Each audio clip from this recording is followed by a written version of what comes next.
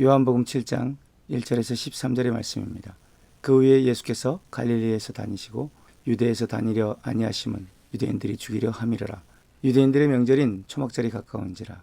그 형제들이 예수께 이르되 당신이 행하는 일을 제자들도 보게 여기를 떠나 유대로 가소서. 스스로 나타나기를 구하면서 묻혀서 일하는 사람이 없나니 이 일을 행하려 하거든 자신을 세상에 나타내소서 하니 이는 그 형제들까지도 예수를 믿지 아니함이러라. 예수께서 이르시되 내 때는 아직 이르지 아니하였거니와 너희 때는 늘 준비되어 있느니라.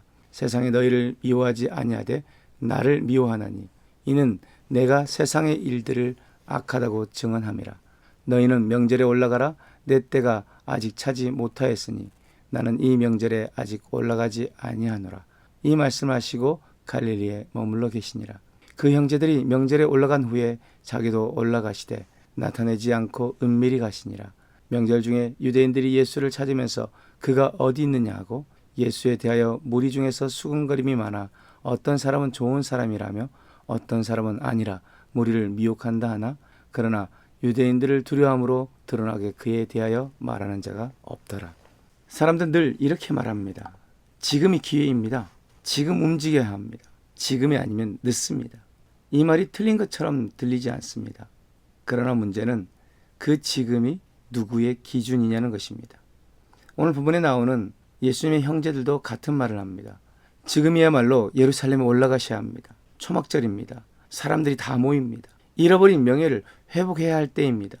그러나 예수님은 단호하게 말씀하십니다. 내 때는 아직 이르지 아니하였다. 우리는 너무 자주 내가 정한 때를 하나님의 때라고 착각하며 살아갑니다. 오늘 말씀은 우리에게 묻습니다.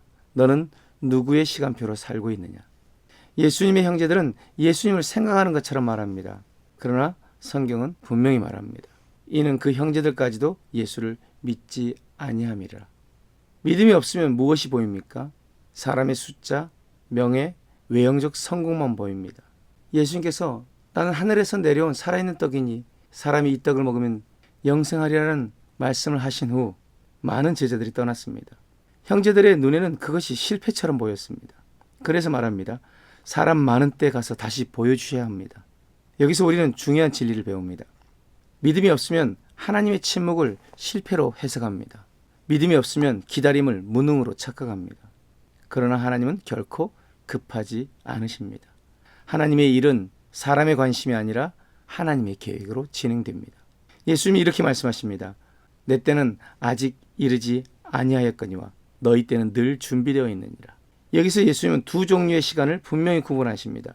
너희의 때는 언제든지 가능하다. 하지만 내 때는 하나님이 정하신 계획된 순간이다. 예수님이 사용하신 때는 단순한 시간이 아닙니다. 하나님의 구속 계획 안에 있는 정확한 순간입니다. 예수님은 초막절에 잡히셔야 할 분이 아닙니다. 그분은 6월절에 어린 양으로 죽으셔야 합니다. 하나님의 사람은 빠른 사람이 아니라 정확한 사람입니다. 조급한 순종은 순종처럼 보이지만 사실은 불순종일 수 있습니다. 예수님은 형제들과 함께 가지 않으셨습니다. 그러나 가지 않으신 것이 아니라 나중에 조용히 올라가셨습니다. 하나님의 때는 사람의 박수 속에서 드러나지 않을 수 있고 조용히 그러나 정확하게 이루어집니다. 문제는 이것입니다. 하나님의 주권에서는 벗어날 수 없지만 하나님의 선하신 뜻에서는 벗어날 수 있습니다. 왜입니까? 자기 계획이 하나님의 계획보다 앞서기 때문입니다. 우리는 이렇게 기도합니다. 하나님, 이 일 축복해 주세요. 그러나 하나님 묻고 계십니다. 그 일이 내 때에 맞는 일이냐? 기억해야 할 것은 하나님의 때는 늦지 않습니다. 하나님의 때는 실패하지 않습니다. 하나님의 때는 언제나 선한 결과로 우리를 이끕니다. 우리가 조급해질수록 하나님은 더 깊은 신뢰를 요구하십니다. 내가 정한 시간표를 내려놓고 하나님의 시간표에 나를 맞추는 것, 그것이 믿음입니다. 오늘을 살아가는 우리에겐 매번 선택의 순간 앞에 설 것입니다. 그때마다 기억해야 할 것은 내 때가 아니라 하나님의 때를 기다리는 것입니다. 잊지 말아야 할 것, 하나님의 때는 항상 가장 좋은 때라는 것입니다. 오늘 말씀 가지고 우리는 이렇게 결단하길 원합니다.